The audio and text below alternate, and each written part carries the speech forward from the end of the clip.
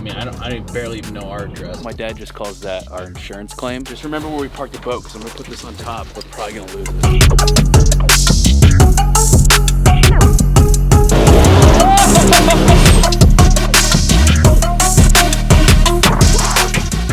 My favorite thing about like a lake life when you're on a small lake like this is you don't talk in addresses. Like when someone's like, hey, so-and-so over there, I'm like, oh, you know, oh, red pontoon, white American flag with the Bud Light sign.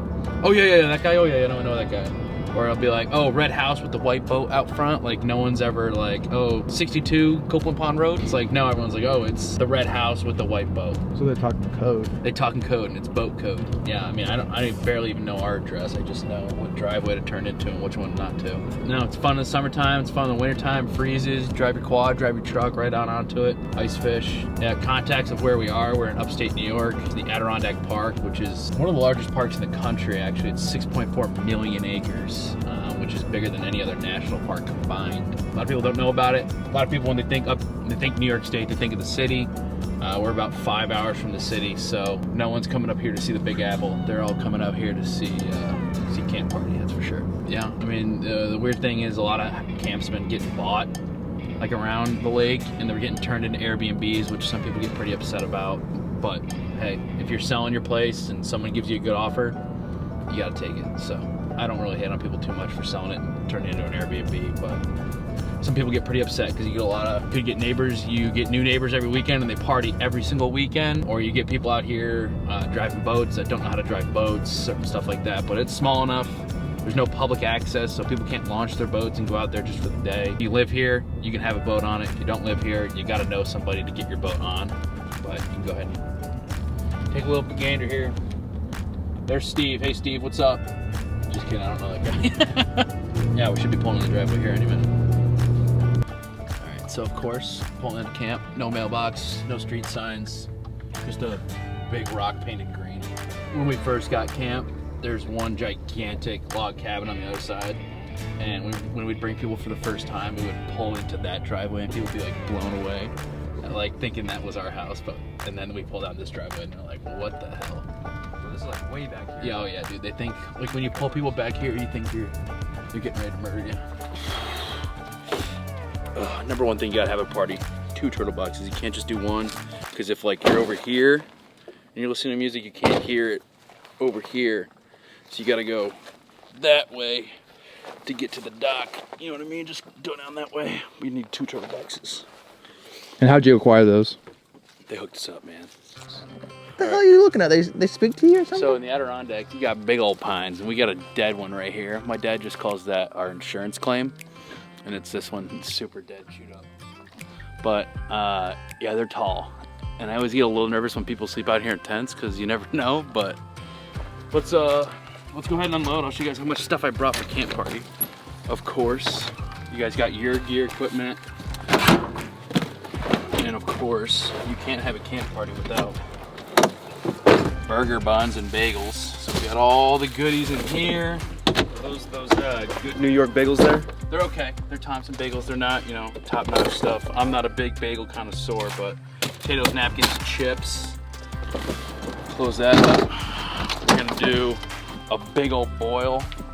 So pop that white Yeti open. I got a crap ton of shrimp in there. We got shrimp, kibasi, burgers, dogs, White Monsters. Go plug. We get a little bougie, make some espresso martinis at night just to keep the party going. Three beans only. And then yeah, got my suitcase, got the boat, of course. You can't come up to camp without going fishing, so I need the boat. That's a fact. But yeah, we're gonna get this all unloaded and then get back to it.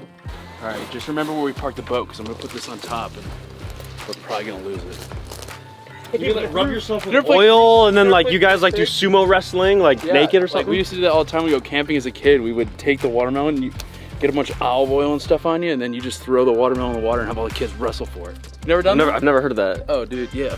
They call it grease the pig. What's the pig? The watermelon. This sucker. Sucker just starts. It literally feels like a live animal. You're so greased up with the water and the oil, and you got 16 people trying to grab it. It's pretty crazy. Run parties, and you buy the assorted every single time you do a party, you will always end up with a lot of knives and a lot of spoons. People just want forks. Always buy forks. Donny, what would you say is like the upside of coming down here, then also like the downside of like Upside of camp party or just camp? Or upstate New York? camp party? Camp party? Yeah. So the benefit of camp party is I throw it once a year because I want to see all my buddies that I haven't seen. You know, I might see like one of the guys I haven't seen in 2 years. It's one of those guys like you don't talk to for 2 years, but the second you see him, it's like, wow, it's the greatest day ever. So that's why I love camp party. It's also like a weekend I think a lot of people look forward to every year. Like I usually get asked, and I don't know if they're joking or being serious, but I get asked like, hey, what weekend's camp party gonna be?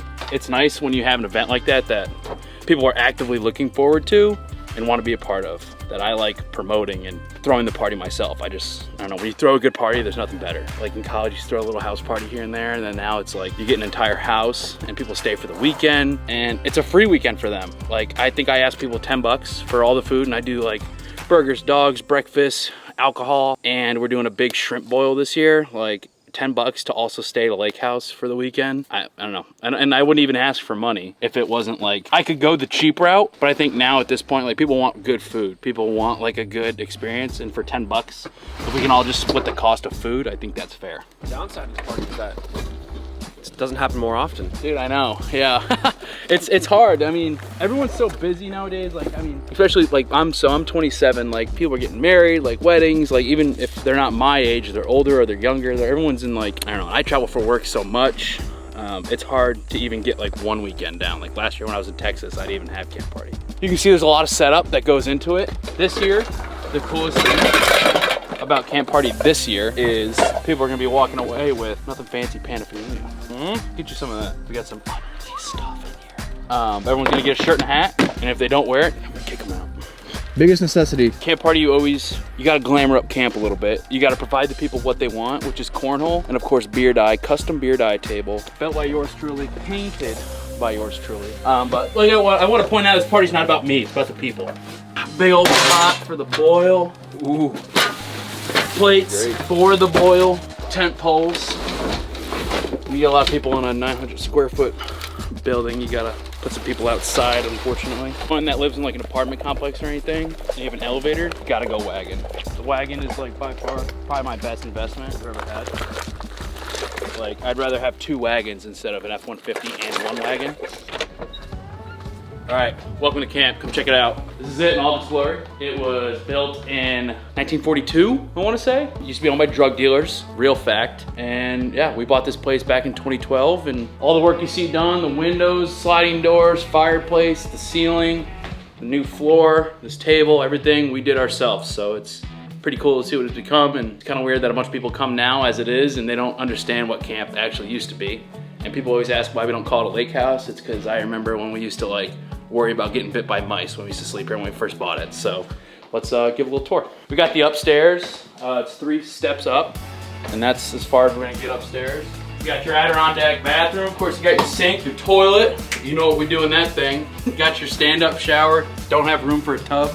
We got 2 bedrooms in here. First bedroom right here is gonna be our bunk bed. This is where Riley and Dale are gonna be staying from Brother Dale. I gave them the VIP suite, of course, where they have their very own closet. The other room doesn't have a closet. I just want that out there. They are getting the VIP access.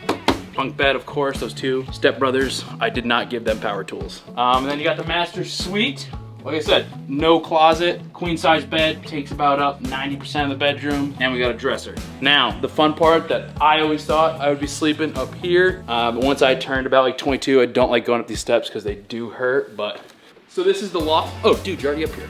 Yeah, man, this is the loft. This is where, like, when we first bought camp, I thought I'd always sleep, but now I sleep downstairs because I don't like going up the stairs. This is where we put the bodies. When people come to stay at camp party, we put the bodies up here. You get 1 couple's bed. It's a full, 1 couple. Everyone else gets singles, a couple air mattresses, a nice plush carpet someone could sleep on. But like I said, we put the bodies up here. So the other thing we did with camp is we were really efficient. We made the kitchen and the living room and the dining room all one room, super efficient.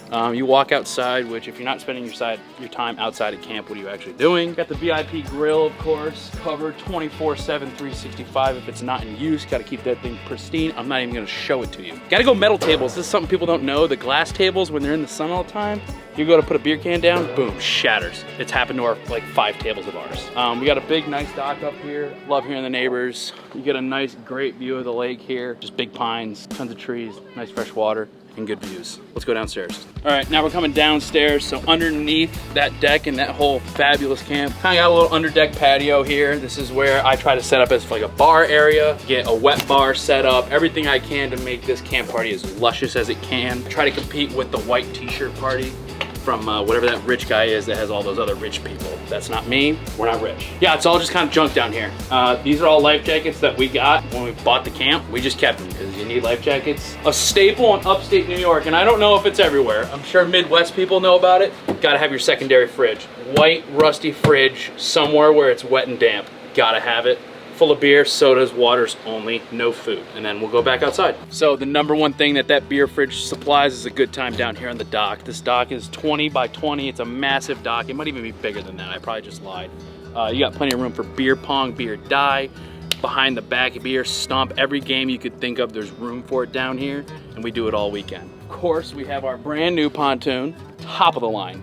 Top of the line, 90 horse Yami on the back. You know what Yamaha stands for? You and me are hauling ass, baby. That's what it stands for. After the Yamaha, we got ourselves a rope swing, which I have on the tree right now, perfectly placed for the first guest to take it out. Above the rope swing, you come out, you land in the water. What do you want to do next? Boom, you hop on the jet ski. We're taking the jet ski out, 2000 Bombardier. She rips. Other than that, when we take it to the nighttime, what do you want to do at a lake house? When it's nighttime, you want a bonfire. Got a big old handmade fire pit right here. Look at those rocks, placed by yours truly. That's as good as it gets. That sucker gets rebuilt every year because it's crappy and it falls apart. So the other super cool thing we do here at camp parties, we do midnight weenies. So every night at midnight, around the 10 o'clock mark, people get, hey, 2 hours to midnight weenies. Everyone checkers their watch. They started up at midnight on the dot. We hit midnight weenies. So prepare yourself for the countdown. And how long have you been doing that? Long time. Used to be burgers, but that's a sentiment story, very sentimental, that I won't go into too much detail, but yeah, a good friend of ours used to do midnight cheeseburgers, and now we do midnight weenies in the day. I just got a call. One of my buddies wants to go shoot some skeet, and early goose season is coming, so I need to get in shape. So we're gonna wrap up here about 30 minutes, gonna try and unpack as quick as we can, go shoot, and come back. That's about it here at camp. You're gonna see a ton of stuff in a video at the Nothing Fancy YouTube channel, so make sure to check that out. No, I'm saying I got ready by pre-shitting and sharpening my crayons. Oh, I thought you said I already shit and I've got my friend. No. Gun, so I'm ready to go whenever you are. Oh, you were going through skeet with Jordan? Yeah, he said we're gonna go to his brother's house, but we ended up not doing that, unfortunately. Oh, no shit, all right. Yep. Well, I just talked to him. Okay. We decided we're not gonna trailer, we're gonna ride right from the house. Love that. I just pulled out of work, and then I'll pick you guys up at your house, or you can meet me at mine. Yeah, I'll just meet you at yours, if that's okay. Totally cool. Ooh, look at all these goodies. Oh my God, those are new. Don't look at those. Stop, those are new. Everyone, dude. Steven. Hey, how's it going? Dylan. Steve, nice to meet you. Dylan. Nice to meet you. Riley, nice to meet you guys.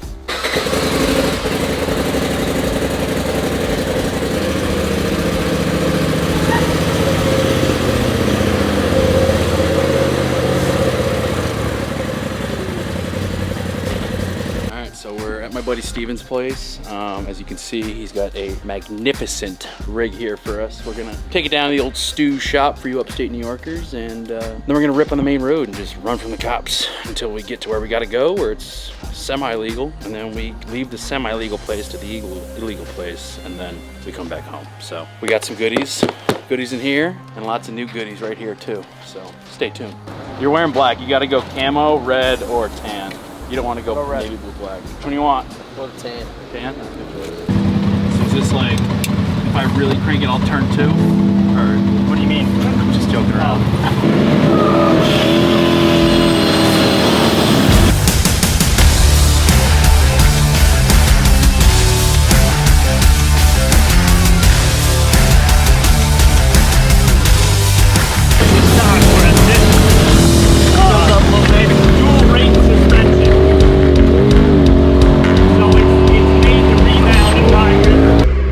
Yeah, we just got to the spot, and Riley slept the whole way here. Yep.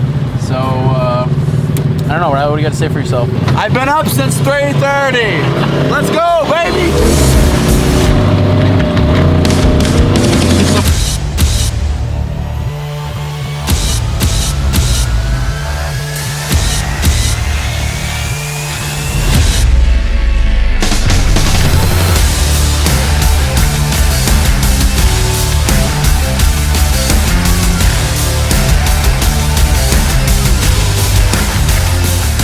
First mistake, white girl drink, white girl spill. My apologies to Steven. This rig's pretty sick. Anyone who can't hear the turbo, it's every 5 seconds. Yeah, first time riding trails too. Pretty into it, not bad.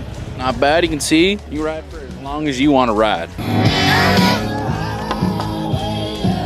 No copyright music, so I gotta turn that off while we talk.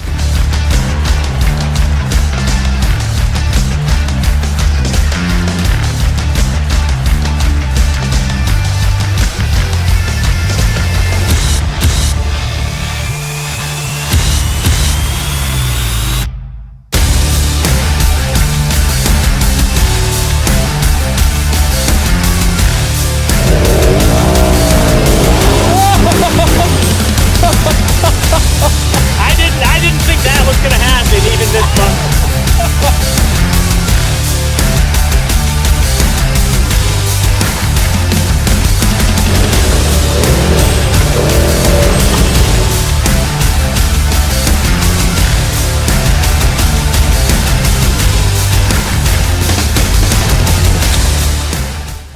It was a great ride.